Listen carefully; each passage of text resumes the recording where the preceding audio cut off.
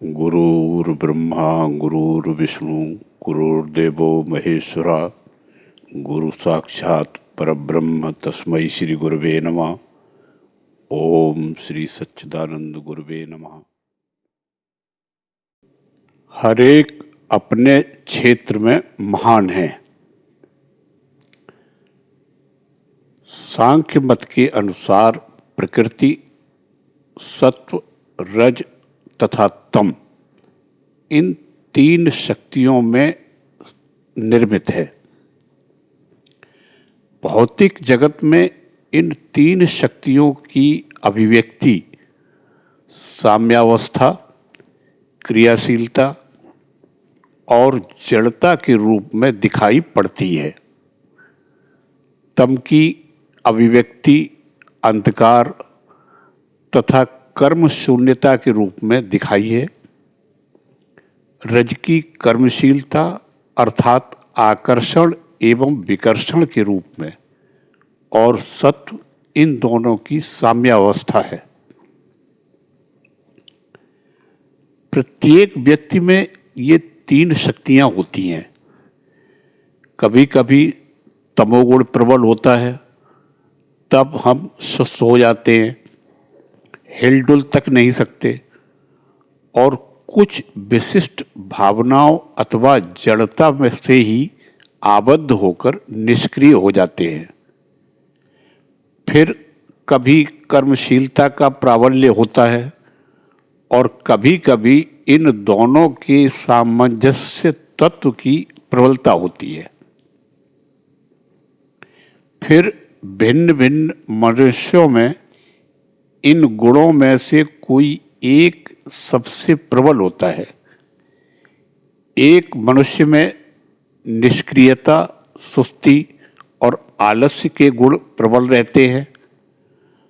दूसरे में क्रियाशीलता, उत्साह एवं शक्ति के, और तीसरे में हम शांति, मृदुता एवं माधुर्य का भाव देखते हैं, जो पूर्वोक्त दोनों गुणों अर्थात सक्रियता एवं निष्क्रियता का सामंजस्य होता है।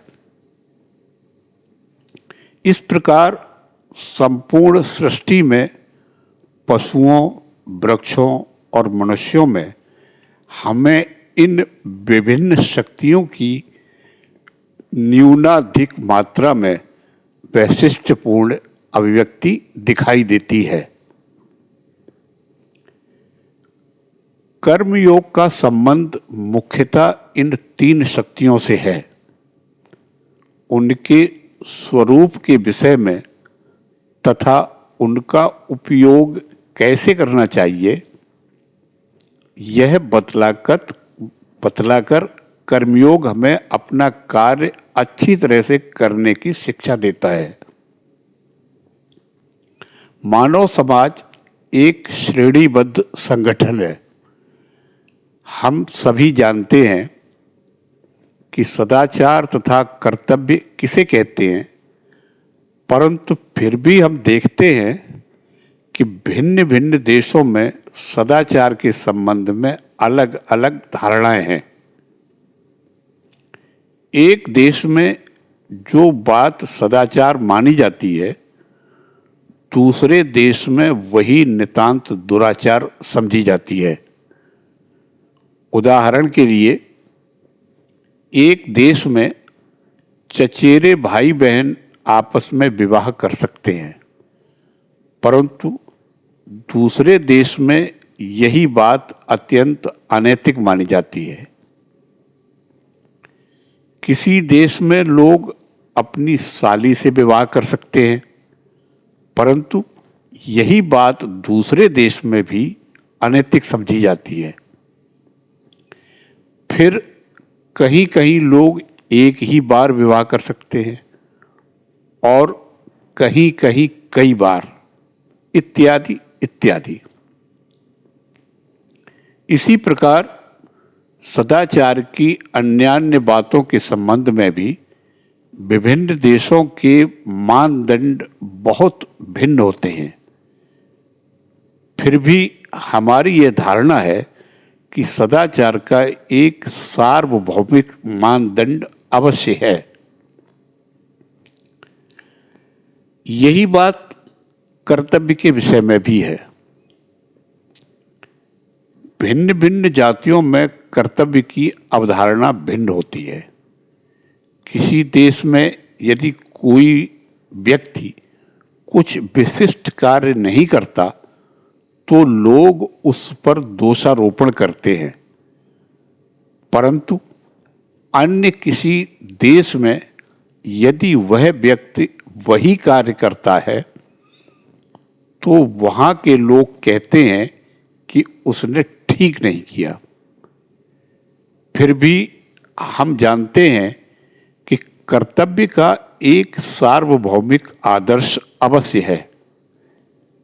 इसी प्रकार समाज का एक वर्ग सोचता है कि कुछ विशिष्ट बातें ही कर्तव्य हैं, परंतु दूसरे वर्ग का विचार बिल्कुल विपरीत होता है और वह उन कार्यों को पातक समझेगा। अब हमारे सम्मुख दो मार्ग खुले हैं, एक अज्ञानी का जो सोचता है कि सत्य का मार्ग केवल एक ही है तथा शेष सब गलत है, और दूसरा ज्ञानी का जो यह मानता है कि हमारी मानसिक दशा तथा परिस्थितियों के अनुसार कर्तव्य तथा सदाचार भिन्न भिन्न हो सकते हैं।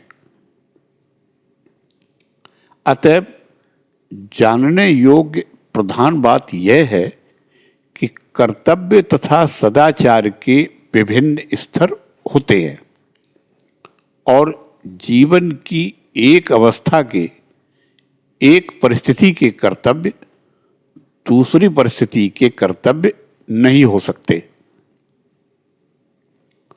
उदाहरण के लिए सब महापुरुषों का उपदेश है कि अशुभ का प्रतिरोध न करो। अप्रतिरोध ही सर्वोच्च नैतिक आदर्श है।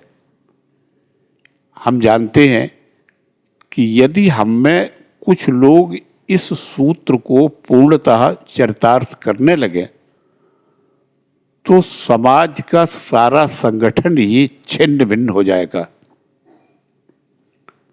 दुष्ट लोग हमारी जान और माल पर हाथ मारने और मनमानी करने लगेंगे।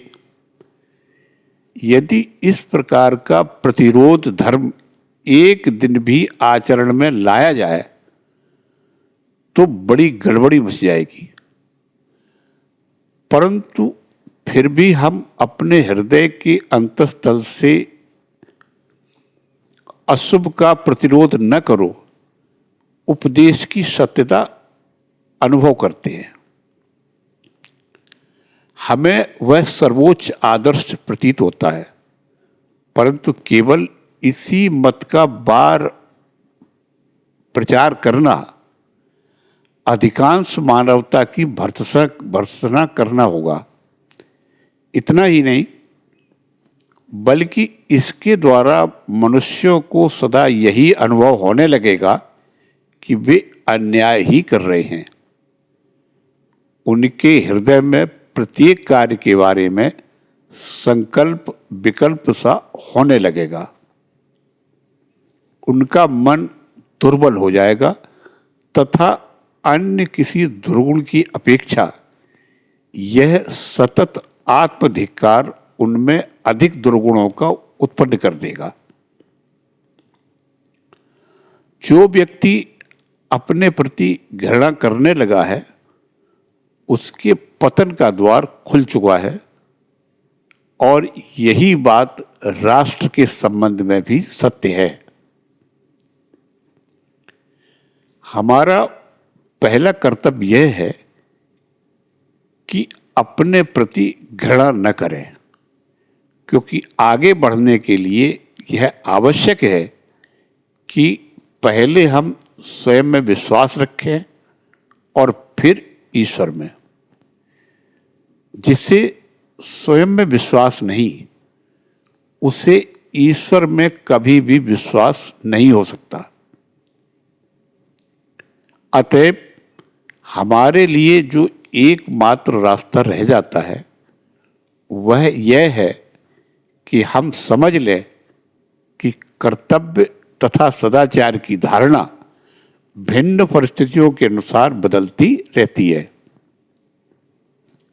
यह बात नहीं कि जो मनुष्य अशुभ का प्रतिरोध कर रहा है वह कुछ ऐसा करता है जो सदाचार और स्वभावतः अन्यायपूर्ण है, वरन जिस भिन्न परिस्थिति में वह है उसमें अशुभ का प्रतिरोध करना ही उसका कर्तव्य हो सकता है। संभव है भगवत गीता का 2वां अध्याय पढ़कर तुम पाश्चात्य देश वालों में से बहुतों को आश्चर्य हुआ हो, क्योंकि वहां शत्रुओं के मित्र एवं संबंधी होने के कारण अर्जुन का उनसे युद्ध करने से अस्वीकार करने तथा अप्रतिरोध को प्रेम का सर्वोच्च आदर्श मानने पर श्री कृष्ण ने अर्जुन को ढोंगी तथा डरपोक कहा है। इस महान सत्य को हम सबको अवगत कर लेना चाहिए कि सभी विषयों में दोनों चरम अवस्थाएं एक समान होती हैं। चरम अस्ति और चरम नास्ति दोनों सदैव एक समान होते हैं।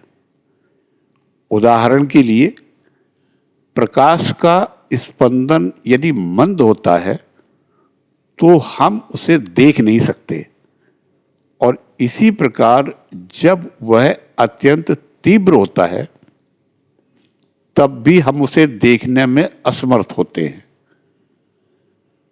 ध्वनि के संबंध में भी ठीक ऐसा ही है।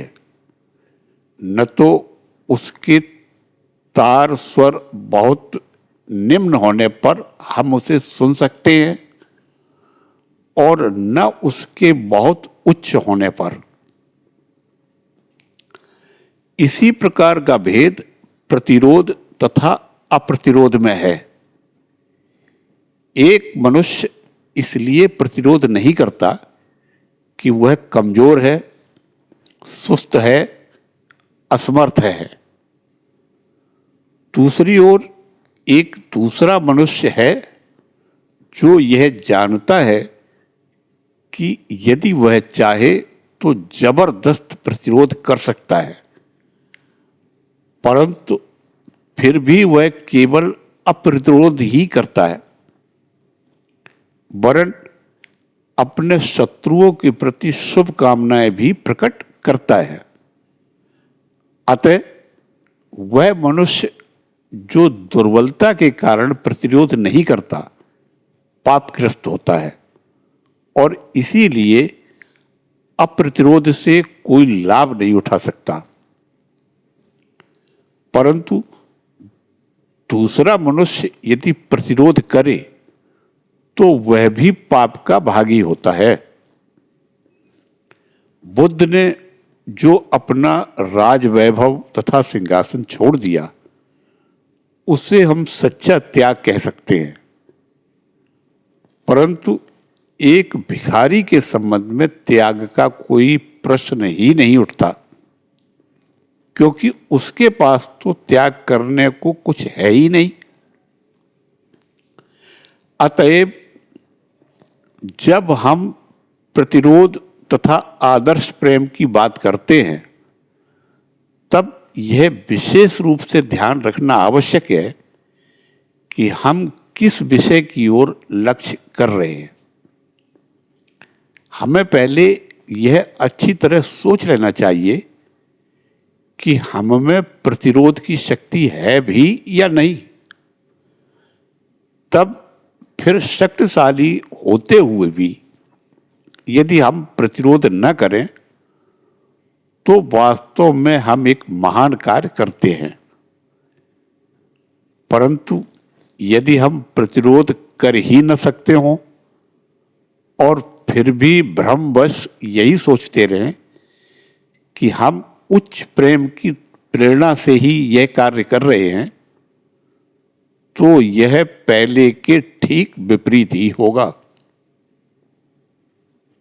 अपने विपक्ष में शक्तिशाली सेना को खड़ी देखकर अर्जुन कायर हो गया। उसके प्रेम ने उसे अपने देश तथा राजा के प्रति अपने कर्तव्य को विस्मृत करा दिया। इसीलिए तो भगवान श्री कृष्ण ने उससे कहा कि तू ढोंगी है, एक ज्ञानी के समान तू बातें तो करता है, परंतु तेरे कर्म कायरों जैसे हैं। इसलिए तू उठ, खड़ा हो और युद्ध कर। यह कर्मयोग का केंद्रीय भाव है।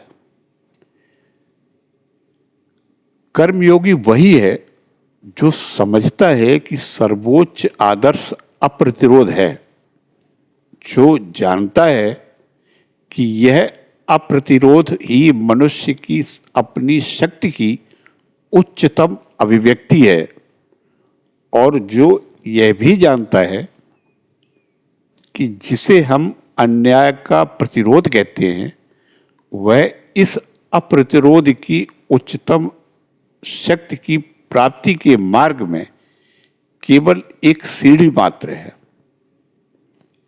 इस सर्वोच्च आदर्श को प्राप्त करने के पहले अन्याय का प्रतिकार करना मनुष्य का कर्तव्य है।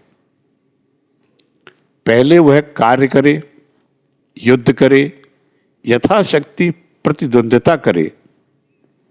जब उसमें प्रतिरोध की शक्ति आ जाएगी, तभी अप्रतिरोध उसके लिए एक गुण स्वरूप होगा। अपने देश में एक बार एक व्यक्ति के साथ मेरी मुलाकात हुई। मैं पहले से ही जानता था कि वह आलसी और बुद्धिहीन है। न वह कुछ जानता था और न उसे कुछ जानने की इच्छा थी। वह पशुवत अपना जीवन व्यतीत करता था। उसने मुझसे प्रश्न किया, भगवान की प्राप्ति के लिए मुझे क्या करना चाहिए? मैं किस प्रकार मुक्त हो सकूंगा? मैंने उससे पूछा, क्या तुम झूठ बोल सकते हो?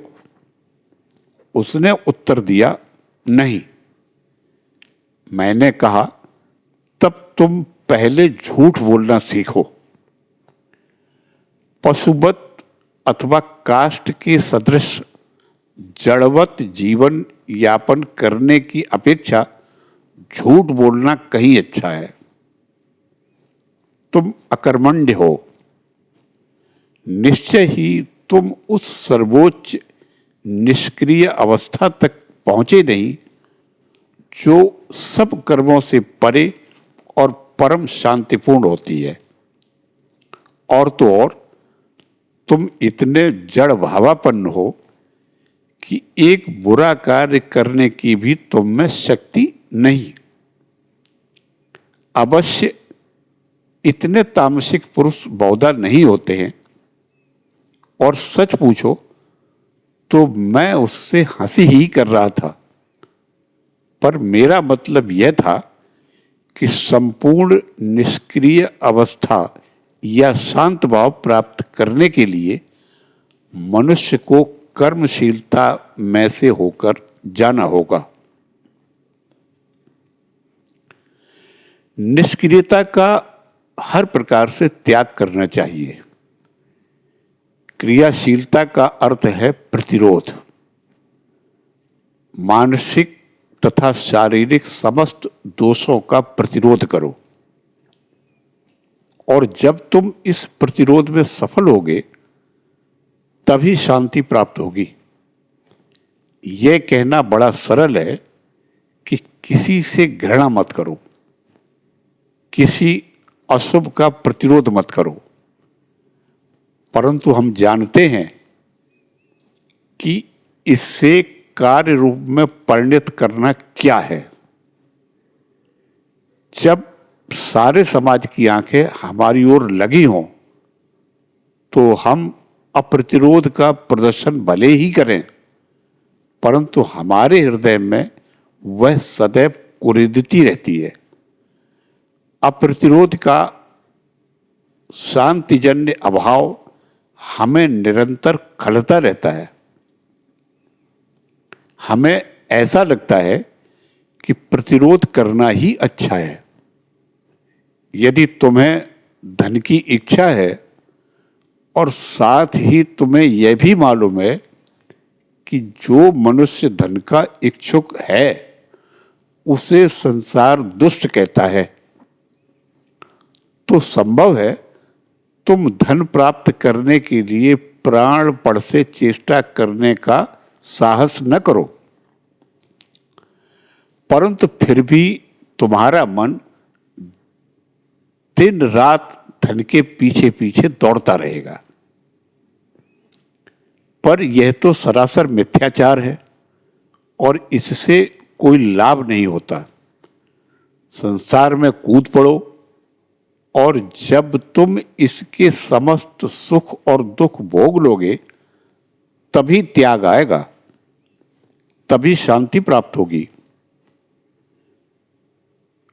अतएव प्रभुत्व लाभ की अथवा अन्य जो कुछ तुम्हारी वासना हो वह सब पहले पूरी कर लो, और जब तुम्हारी वासनाएं पूर्ण हो जाएंगी तब एक समय ऐसा आएगा जब तुम्हें यह मालूम हो जाएगा कि वे सब चीजें बहुत छोटी हैं। परंतु जब तक तुम्हारी वह वासना तृप्त नहीं होती, जब तक तुम उस कर्मशीलता में से होकर नहीं जा चुकते, तब तक तुम्हारे लिए उस शांत भाव एवं आत्मसमर्पण तक पहुंचना नितांत असंभव है।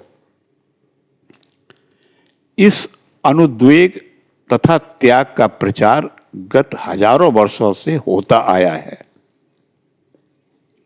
प्रत्येक व्यक्ति इसके बारे में बचपन से सुनता आया है, परंतु फिर भी आज संसार में हमें ऐसे बहुत कम लोग दिखाई देते हैं जो वास्तव में उस स्थिति तक पहुंच चुके हैं। मैंने लगभग आधे संसार का भ्रमण कर डाला है, परंतु मुझे शायद ऐसे 20 भी व्यक्ति नहीं मिले जो वास्तव में शांत तथा अप्रतिरोधी प्रकृति वाले हों। प्रत्येक मनुष्य का कर्तव्य है कि वह अपना आदर्श लेकर उसे चरितार्थ करने का प्रयत्न करे। दूसरों के ऐसे आदर्शों को लेकर चलने की अपेक्षा जिनको वह पूरा ही नहीं कर सकता, अपने ही आदर्श का अनुसरण करना सफलता का अधिक निश्चित मार्ग है। उदाहरण के लिए, यदि हम एक छोटे बच्चे से एकदम 20 मील चलने को कह दें तो या तो वह बेचारा मर जाएगा, या यदि 1000 में से एक आध रेंगता रांगता कहीं पहुंचा भी तो वह अधमरा हो जाएगा। बस हम भी संसार के साथ ऐसा ही करने का प्रयत्न करते हैं। किसी समाज के सब स्त्री पुरुष न एक मन के होते हैं, न ही एक योग्यता के, और न एक ही शक्ति के। अतएव उनमें से प्रत्येक का आदर्श भी भिन्न भिन्न होना चाहिए, और इन आदर्शों में से एक का भी उपहास करने का हमें कोई अधिकार नहीं। अपने आदर्श को प्राप्त करने के लिए प्रत्येक को जितना हो सके यत्न करने दो। फिर यह भी ठीक नहीं कि मैं तुम्हारे अथवा तुम मेरे आदर्श द्वारा जांचे जाओ। सेब के पेड़ की तुलना ओक से नहीं होनी चाहिए और न ओक की सेब से। सेब के पेड़ का विचार करने के लिए सेब का मापक ही लेना होगा और ओक के लिए उसका अपना मापक। बहुत्व में एकत्व ही सृष्टि का विधान है। प्रत्येक स्त्री पुरुष में व्यक्तिगत रूप से कितना भी भेद क्यों न हो, उन सब की पृष्ठभूमि में एकत्व विद्यमान है। स्त्री पुरुषों के भिन्न भिन्न चरित्र एवं वर्ग सृष्टि की स्वाभाविक विविधता मात्र है। अतएव एक ही आदर्श द्वारा सबकी जांच करना अथवा सबके सामने एक ही आदर्श रखना किसी भी प्रकार उचित नहीं है। ऐसा करने से केवल एक अस्वाभाविक संघर्ष उत्पन्न हो जाता है और फल यह होता है कि मनुष्य स्वयं से ही घृणा करने लगता है और धार्मिक एवं उच्च बनने से रुक जाता है। हमारा कर्तव्य तो यह है कि हम प्रत्येक को उसके अपने उच्चतम आदर्श को प्राप्त करने के लिए प्रोत्साहित करें तथा उस आदर्श को सत्य के जितना निकटवर्ती हो सके लाने की चेष्टा करें।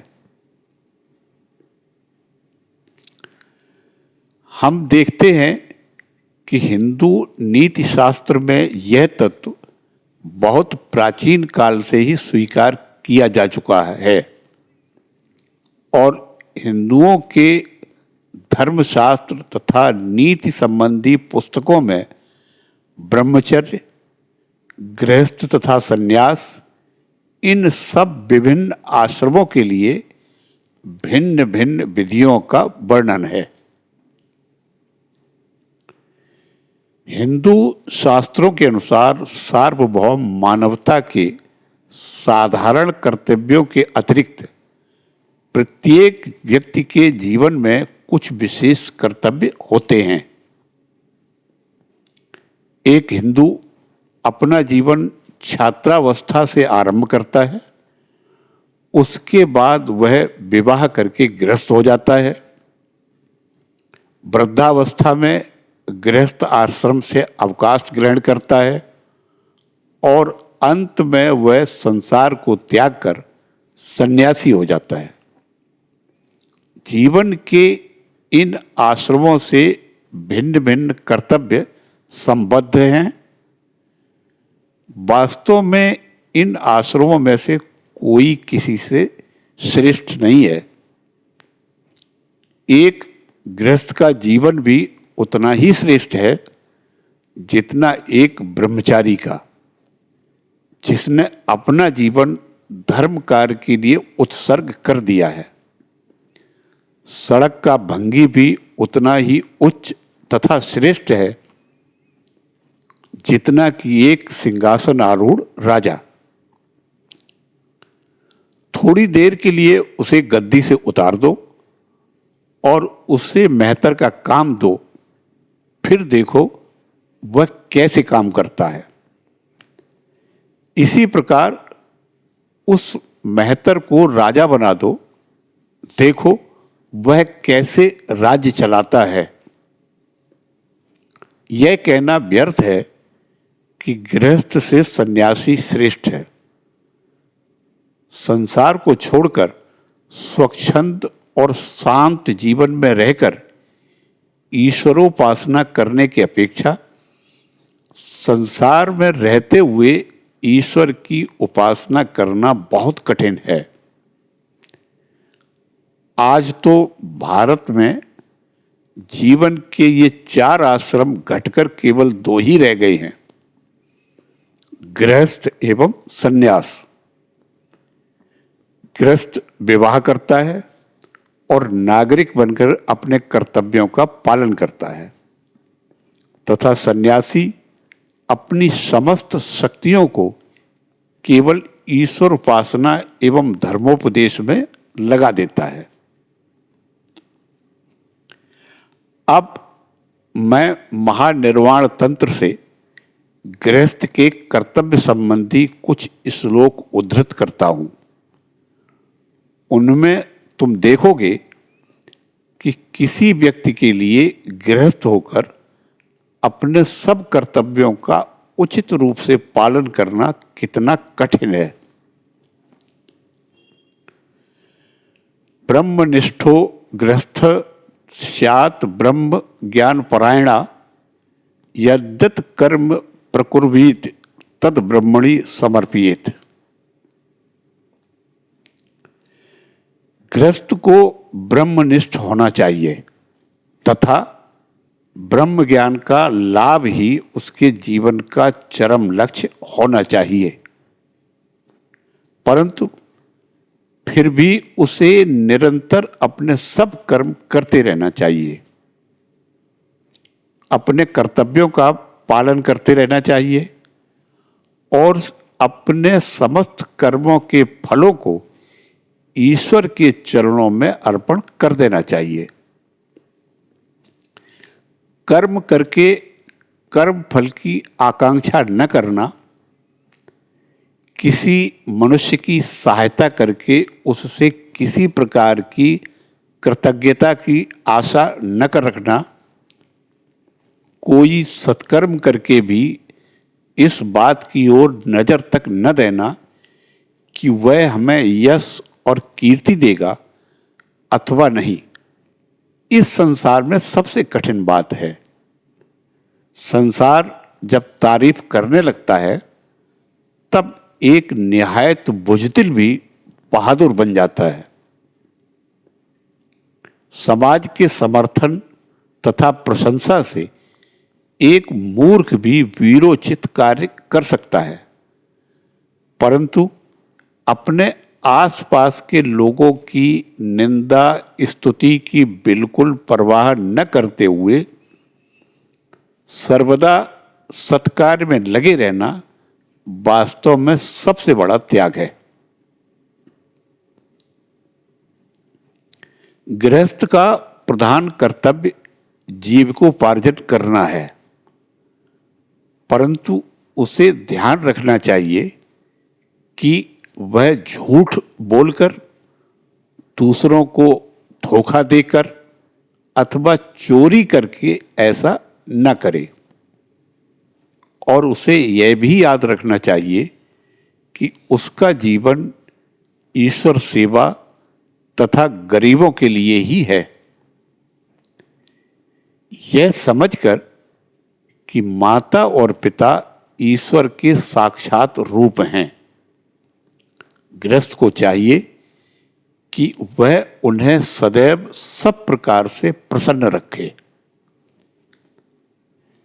यदि उसके माता पिता प्रसन्न रहते हैं तो ईश्वर उसके प्रति प्रसन्न होते हैं। अपने माता पिता के सम्मुख औद्धित्य, परिहास, चंचलता अथवा क्रोध प्रकट न करे। वह पुत्र वास्तव में श्रेष्ठ है जो अपने माता पिता के प्रति एक भी कटु शब्द नहीं कहता। माता पिता के दर्शन कर उसे चाहिए कि वह उन्हें आदर पूर्वक प्रणाम करे, उनके आने पर वह खड़ा हो जाए और जब तक वे उससे बैठने को न कहें तब तक न बैठे। जो गृहस्थ अपने माता पिता, बच्चों, स्त्री तथा अतिथि को बिना भोजन कराए स्वयं कर लेता है, वह पाप का भागी होता है। माता पिता द्वारा ही यह शरीर उत्पन्न हुआ है, अतएव उन्हें प्रसन्न करने के लिए मनुष्य को हजार हजार कष्ट भी सहने चाहिए। इसी प्रकार मनुष्य का अपनी स्त्री के प्रति भी कर्तव्य है। गृहस्थ को अपनी स्त्री को कभी घुड़कना नहीं चाहिए और उसका मातृवत पालन करना चाहिए। यदि उसकी स्त्री साध्वी और पतिव्रता है तो वह घोर कष्ट में भी उसका त्याग न करे। जो मनुष्य अपनी स्त्री के अतिरिक्त किसी दूसरी स्त्री का कलुषित मन से चिंतन करता है, वह घोर नरक में जाता है। ज्ञानी मनुष्य को चाहिए कि वह स्त्री पर स्त्री के साथ निर्जन में शयन या वास न करे, स्त्रियों के सम्मुख अनुचित वाक्य न कहे और न मैंने यह किया वह किया आदि कहकर अपने मुख से अपनी बड़ाई ही करे। अपनी स्त्री को धन, वस्त्र, प्रेम, श्रद्धा एवं अमृत तुल्य वाक्य द्वारा प्रसन्न रखे और उसे किसी प्रकार क्षुब्ध न करे। हे पार्वती, जो मनुष्य अपनी पतिव्रता स्त्री का प्रेम भाजन बनने में सफल होता है, उसे समझो कि अपने स्वधर्म के आचरण में सफलता मिल गई। ऐसा व्यक्ति तुम्हारा प्रिय होता है। पुत्र कन्या के प्रति भी गृहस्थ के कर्तव्य हैं। 4 वर्ष की अवस्था तक पुत्रों को खूब लाड़ प्यार करना चाहिए। फिर 16 वर्ष की अवस्था तक उन्हें नानाविध सद्गुणों और विद्याओं की शिक्षा देनी चाहिए। जब वे 20 वर्ष के हो जाएं, तो उन्हें किसी गृह कर्म में लगा देना चाहिए। तब पिता को चाहिए कि उन्हें अपनी बराबरी का समझकर उनके प्रति स्नेह प्रदर्शन करे। ठीक इसी तरह कन्याओं का भी लालन पालन करना चाहिए। उनकी शिक्षा बहुत यत्नपूर्वक होनी चाहिए और जब उनका विवाह हो तो पिता को उन्हें धन, आभूषण आदि देना चाहिए। इसी प्रकार गृहस्थ को अपने भाई बहन, भतीजे, भांजे तथा अन्य सगे संबंधी, मित्र एवं नौकरों का भी पालन करना चाहिए और उन्हें संतुष्ट रखना चाहिए। फिर गृहस्थ को यह भी चाहिए कि वह स्वधर्मरत अपने ग्रामवासियों, अभ्यागतों और उदासीनों का पालन करे। हे देवी, धन संपन्न होते हुए भी जो गृहस्थ अपने कुटुंबियों तथा निर्धनों की सहायता नहीं करता, वह निंदनीय और पापी है। उसे तो पशु तुल्य ही समझना चाहिए।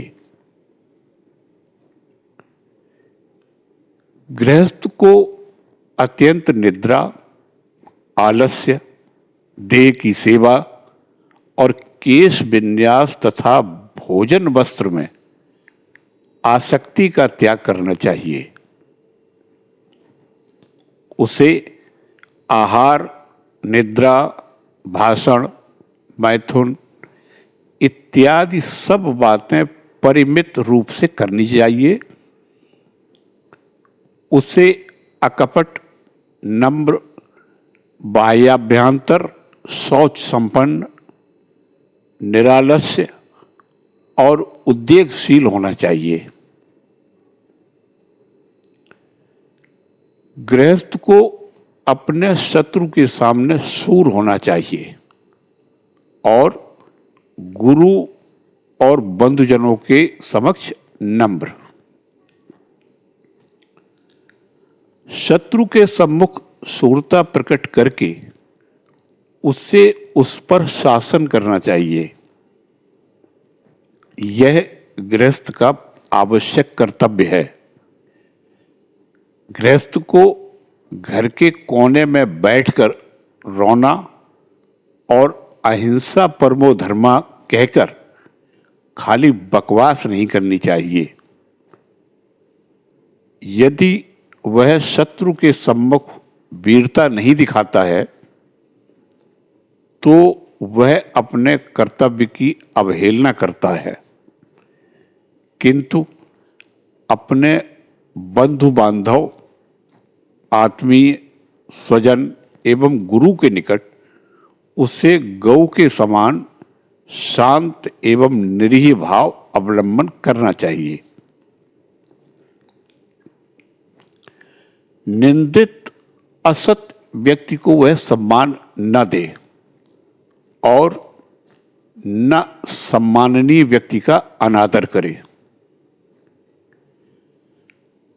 असत व्यक्ति के प्रति सम्मान प्रदर्शित करना गृहस्थ का कर्तव्य नहीं है, क्योंकि ऐसा करने से वह असत विषय को आश्रय देता है और यदि सम्मान योग्य व्यक्ति को वह सम्मान नहीं देता है तो भी बड़ा अन्याय करता है।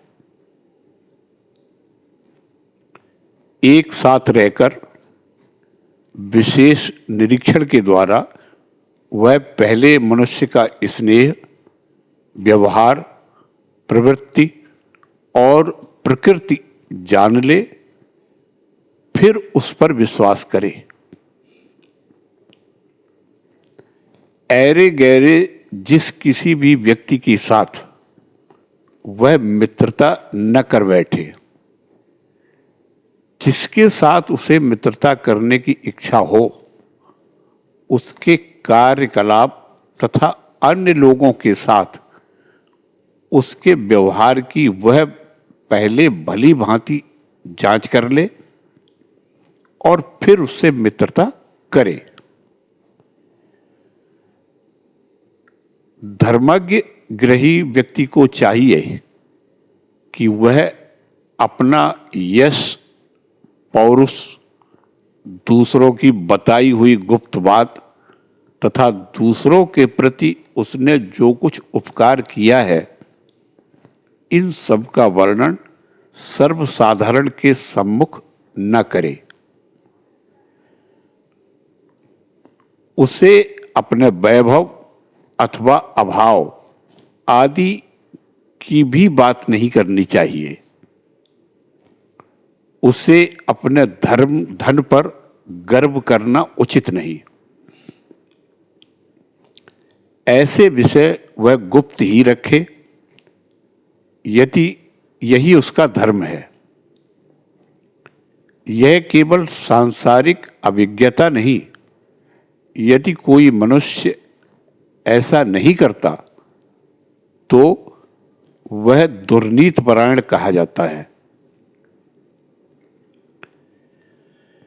गृहस्थ सारे समाज की नींव के समान है। वही मुख्य धन उपार्जन करने वाला होता है। निर्धन, दुर्बल, स्त्री बच्चे आदि जो कार्य करने के योग्य नहीं है वे सब गृहस्थ के ऊपर ही निर्भर रहते हैं। अतएव गृहस्थ को कुछ प्रधान कर्तव्य करने पड़ते हैं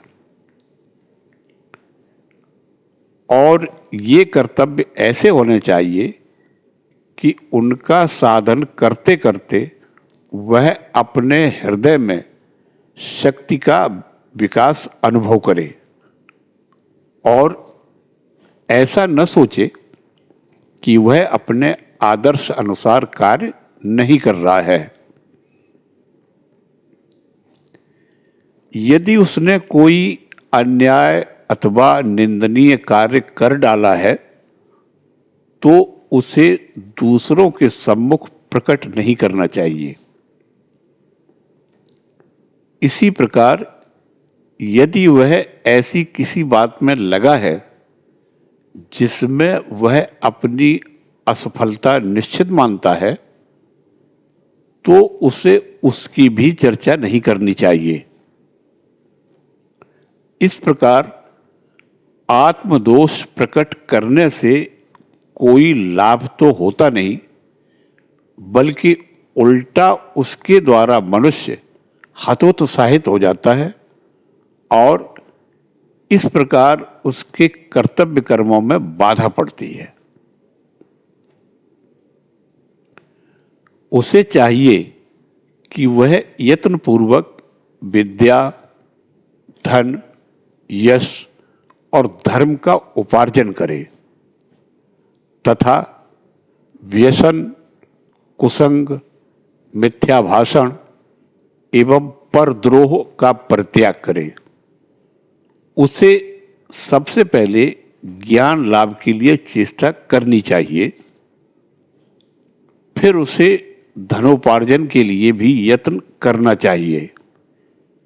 यही उसका कर्तव्य है और यदि वह अपने इस कर्तव्य को नहीं करता तो उसकी गणना मनुष्यों में नहीं। जो गृहस्थ धनोपार्जन की चेष्टा नहीं करता वह दुर्नीत परायण है। यदि वह आलस्य भाव से जीवन यापन करता है और उसी में संतुष्ट रहता है तो वह असत प्रकृति वाला है, क्योंकि उसके ऊपर अनेकों व्यक्ति निर्भर रहते हैं। यदि वह यथेष्ट धन उपार्जन करता है तो उससे सैकड़ों का पालन पोषण होता है।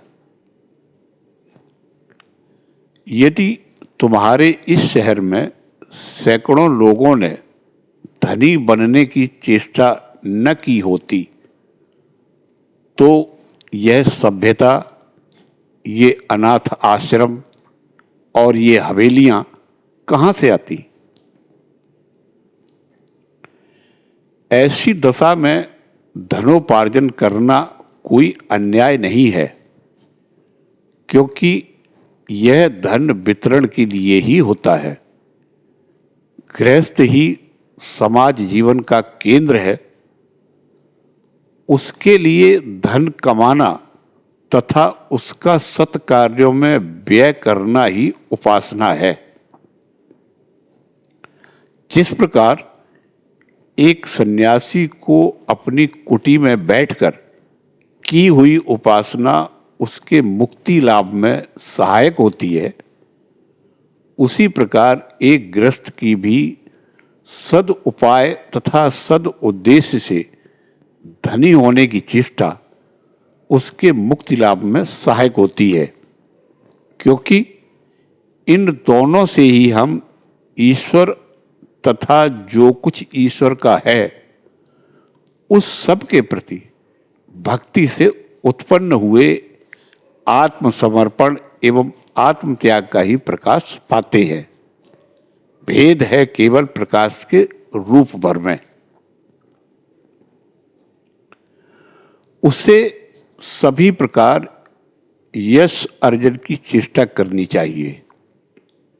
जुआ खेलना, दुष्ट व्यक्तियों का संग, असत्य भाषण तथा दूसरों को कष्ट पहुंचाना उसे कभी नहीं करना चाहिए। बहुधा देखा जाता है कि लोग ऐसे कार्यों में प्रवृत्त हो जाते हैं जो उनकी शक्ति के बाहर होते हैं। इसका फल यही होता है कि उन्हें फिर अपनी उद्देश्य सिद्धि के लिए दूसरों को धोखा देना पड़ता है। फिर सभी बातों में इस समय की ओर विशेष दृष्टि रखनी चाहिए। एक समय जिसमें असफलता हुई है, संभव है उसमें दूसरे समय पूरी सफलता प्राप्त हो जाए। धीरग्रस्त को सत्य, मृदु, प्रिय तथा हितकर वचन बोलने चाहिए। वह अपने उत्कर्ष की चर्चा न करे और दूसरों की निंदा करना छोड़ दे। जो व्यक्ति सब लोगों की सुविधा के लिए जलाशय खुदवाता है, सड़कों पर वृक्ष लगाता है, धर्मशालाएं तथा सेतु निर्माण करता है, वह बड़े बड़े योगियों को जो पद प्राप्त होता है उसी की ओर अग्रसर होता रहता है। यह कर्मयोग का एक अंग है, क्रियाशीलता। आगे चलकर उक्त तंत्र ग्रंथ में एक और श्लोक आया है, जो मनुष्य युद्ध में नहीं डरता, पीठ नहीं दिखाता और जो धर्म युद्ध में मृत्यु को प्राप्त होता है, वह तीनों लोगों को जीत लेता है। यदि स्वदेश अथवा स्वधर्म के लिए युद्ध करते करते मनुष्य की मृत्यु हो जाए, तो योगी जन जिस पद को ध्यान द्वारा पाते हैं, वही पद उस मनुष्य को भी मिलता है। इससे यह स्पष्ट है कि जो एक मनुष्य का कर्तव्य है, वह दूसरे मनुष्य का कर्तव्य नहीं भी हो सकता, परंतु साथ ही शास्त्र किसी के भी कर्तव्य को हीन अथवा उन्नत नहीं कहते। हर व्यक्ति का अपना एक स्थान होता है और हम जिस अवस्था में हों उसी के अनुरूप कर्तव्य हमें करना चाहिए। हम इस सब से हमें एक भाव मिलता है कि दुर्बलता मात्र हेय है, त्याज्य है। हमारे दर्शन, धर्म अथवा कर्म के अंतर्गत यह भाव मुझे बहुत पसंद है। यदि तुम वेदों को पढ़ो तो देखोगे कि उसमें ना भयेत, अभी अर्थात किसी से भी डरना नहीं चाहिए, यह बात बार बार दोहराई गई है। भय दुर्बलता का चिन्ह है। इसलिए संसार के उपहास तथा व्यंग की ओर तनिक भी ध्यान न देकर मनुष्य को अपना कर्तव्य करते रहना चाहिए। यदि कोई मनुष्य ईश्वर उपासना के निमित्त संसार से विरक्त हो जाए, तो उसे यह नहीं समझना चाहिए कि जो लोग संसार में रहकर संसार के हित के लिए कार्य करते हैं, वे ईश्वर की उपासना नहीं करते और न अपने स्त्री बच्चों के लिए संसार में रहने वाले गृहस्थों को ही यह सोचना चाहिए कि जिन लोगों ने संसार का त्याग कर दिया है, वे आलसी और निकम्मे हैं। अपने अपने स्थान में सभी बड़े हैं। इस बात को मैं एक दृष्टांत द्वारा स्पष्ट करूंगा। एक राजा अपने राज्य में जब कभी कोई सन्यासी आते तो उनसे सदैव एक प्रश्न पूछा करता था। संसार का त्याग कर जो सन्यास ग्रहण करता है वह श्रेष्ठ है, अथवा संसार में रहकर जो गृहस्थ के समस्त कर्तव्यों को करता जाता है वह श्रेष्ठ है। अनेक विद्वान लोगों ने उसके इस प्रश्न का उत्तर देने का प्रयत्न किया। कुछ लोगों ने कहा कि सन्यासी श्रेष्ठ है। यह सुनकर राजा ने उनसे यह बात सिद्ध करने को कहा। जब वे सिद्ध न कर सके तो राजा ने उन्हें विवाह करके गृहस्थ हो जाने की आज्ञा दी। कुछ और लोग आए और उन्होंने कहा स्वधर्म परायण गृहस्थ ही श्रेष्ठ है। राजा ने उनसे भी उनकी बात के लिए प्रमाण मांगा, पर वे जब प्रमाण न दे सके तो राजा ने उन्हें भी गृहस्थ हो जाने की आज्ञा दी। अंत में एक तरुण सन्यासी आए। राजा ने उनसे भी उसी प्रकार प्रश्न किया। सन्यासी ने कहा, हे राजन, अपने अपने स्थान में दोनों ही श्रेष्ठ हैं, कोई भी कम नहीं है। राजा ने उसका प्रमाण मांगा। सन्यासी ने उत्तर दिया, हां, मैं इसे सिद्ध कर दूंगा, परंतु आपको मेरे साथ आना होगा और कुछ दिन मेरे ही समान जीवन व्यतीत करना होगा, तभी मैं आपको अपनी बात का प्रमाण दे सकूंगा। राजा ने सन्यासी की बात स्वीकार कर ली और उनके पीछे पीछे जाने लगा।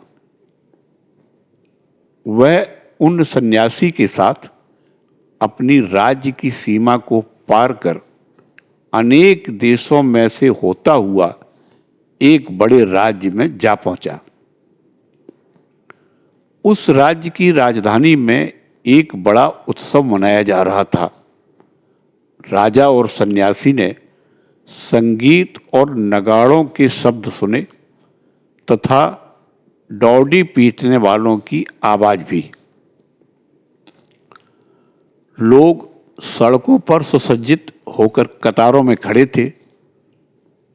उसी समय कोई एक विशेष घोषणा की जा रही थी। उपर्युक्त राजा तथा सन्यासी भी यह सब देखने के लिए खड़े हो गए। घोषणा करने वाले ने चिल्लाकर कहा, इस देश की राजकुमारी का स्वयंवर होने वाला है। राजकुमारियों का अपने लिए इस प्रकार पति चुनना भारत में एक पुरानी प्रथा थी। अपने भावी पति के संबंध में प्रत्येक राजकुमारी के अलग अलग विचार होते थे। कोई अत्यंत रूपवान पति चाहती थी, कोई अत्यंत विद्वान, कोई अत्यंत धनवान, आदि आदि। अड़ोस पड़ोस के राज्यों के राजकुमार सुंदर से सुंदर ढंग से अपने को सजाकर राजकुमारी के सम्मुख उपस्थित होते थे। कभी कभी उन राजकुमारों के भी भाट होते थे जो उनके गुणों का गान करते तथा यह दर्शाते थे कि उन्हीं का वर्ण किया जाए। राजकुमारी को एक सजे हुए सिंहासन पर बिठाकर आलीशान ढंग से सभा के चारों ओर ले जाया जाता था। वह उन सबके सामने जाती और उनका गुणगान सुनती। यदि उसे कोई राजकुमार नापसंद होता तो वह अपने वाहकों से कहती, आगे बढ़ो, और इसके पश्चात उस नापसंद राजकुमार का कोई ख्याल तक न किया जाता था। यदि राजकुमारी किसी राजकुमार से प्रसन्न हो जाती तो वह उसके गले में वरमाला डाल देती और वह राजकुमार उसका पति हो जाता था। जिस देश में यह राजा और सन्यासी आए हुए थे, उस देश में इसी प्रकार का एक स्वयंवर हो रहा था। यह राजकुमारी संसार में अद्वितीय सुंदरी थी और उसका भावी पति ही उसके पिता के बाद उसके राज्य का उत्तराधिकारी होने वाला था। इस राजकुमारी का विचार एक अत्यंत सुंदर पुरुष से विवाह करने का था, परंतु उसे योग्य व्यक्ति मिलता ही नहीं था। कई बार उसके लिए स्वयंवर रचे गए, पर राजकुमारी को अपने मन का पति न मिला। इस बार का स्वयंवर सबसे भव्य था। अन्य सभी अवसरों की अपेक्षा इस बार अधिक लोग आए थे। राजकुमारी रत्न जटित सिंहासन पर बैठकर आई और उसके वाहक उसे एक राजकुमार के सामने से दूसरे के सामने ले गए, परंतु उसने किसी की ओर देखा तक नहीं। सभी लोग निराश हो गए और सोचने लगे कि क्या अन्य अवसरों की भांति इस बार का स्वयंवर भी असफल ही रहेगा। इतने ही में वहां एक दूसरा तरुण सन्यासी आ पहुंचा। वह इतना सुंदर था कि मानो सूर्य देव ही आकाश छोड़कर पृथ्वी पर उतर आए हों। वह आकर सभा के एक दूसरी ओर खड़ा हो गया और जो कुछ हो रहा था उसे देखने लगा। राजकुमारी का सिंहासन उसके समीप आया और ज्यों ही उसने उस सुंदर सन्यासी को देखा, त्यों ही वह रुक गई और उसके गले में वरमाला डाल दी। तरुण सन्यासी ने एकदम माला को रोक लिया और यह कहते हुए, छी छी, यह क्या है, उसने फेंक दिया। उसने कहा, मैं सन्यासी हूं, मुझे विवाह से क्या प्रयोजन। उस देश के राजा ने सोचा कि शायद निर्धन होने के कारण वह राजकुमारी से विवाह करने का साहस नहीं कर रहा है। अतएव उसने उससे कहा, देखो, मेरी कन्या के साथ तुम्हें मेरा आधा राज्य अभी मिल जाएगा और संपूर्ण राज्य मेरी मृत्यु के बाद। और यह कहकर उसने सन्यासी के गले में फिर माला डाल दी। उस युवा सन्यासी ने माला निकालकर फेंक दी और कहा कि यह सब क्या झंझट है, मुझे विवाह से क्या मतलब। और यह कहकर वह तुरंत सभा छोड़कर चला गया। इधर राजकुमारी इस युवा पर इतनी मोहित हो गई कि उसने कह दिया, मैं इसी मनुष्य से विवाह करूंगी, नहीं तो प्राण त्याग दूंगी। और राजकुमारी सन्यासी के पीछे पीछे उसे लौटा लाने के लिए चल पड़ी। इसी अवसर पर हमारे पहले सन्यासी ने जो राजा को यहां लाए थे, राजा से कहा, राजन चलिए, इन दोनों के पीछे पीछे हम लोग भी चलें। निदान वे उनके पीछे पीछे पर्याप्त अंतर रखते हुए चलने लगे। वह युवा सन्यासी जिसने राजकुमारी से विवाह करने से इनकार कर दिया था, कई मील निकल गया और अंत में एक जंगल में घुस गया। उसके पीछे राजकुमारी थी और उन दोनों के पीछे ये दोनों। तरुण सन्यासी उस वन से भली भांति परिचित था तथा वहां के सारे जटिल रास्तों का उसे ज्ञान था। वह एकदम एक रास्ते में घुस गया और अदृश्य हो गया। राजकुमारी उसे फिर देख न सकी। उसे काफी देर ढूंढने के बाद अंत में वह एक वृक्ष के नीचे बैठ गई और रोने लगी, क्योंकि उसे बाहर निकलने का मार्ग नहीं मालूम था। इतने में यह राजा और सन्यासी उसके पास आए और उससे कहा, रो मत, तुम्हें इस जंगल के बाहर निकाल ले चलेंगे, परंतु अब बहुत अंधेरा हो गया है, जिससे रास्ता ढूंढना सहज नहीं। यही एक पेड़ है, आओ उसी के नीचे हम सब विश्राम करें और सवेरा होते ही हम तुम्हें मार्ग बता देंगे।